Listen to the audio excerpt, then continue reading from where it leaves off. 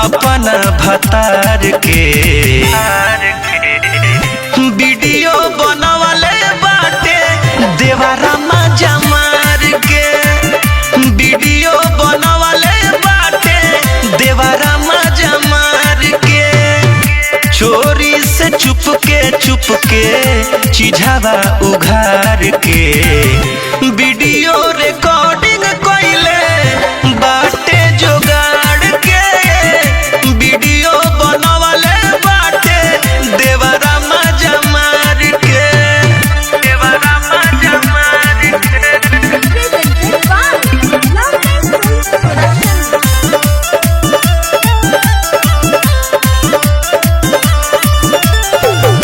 कहे रोज देबू ना तो डाल दे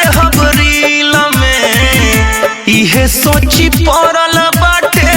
जहन मुश्किल में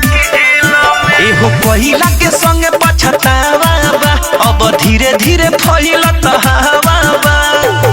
सुने के परी बतिया पटी पटीदार के वीडियो बनवले बाटे देवरा मजा मार के वीडियो रिकॉर्डिंग कइले बाटे जुगाड़ के बाटे जुगाड़ के म्यूजिक बाय विकेश भोजपुरिया। आप सुन रहे हैं अमित पटेल की आवाज में। दादा रे दादा बड़ी जुआ डे रात बा केतनो मनाई बाकी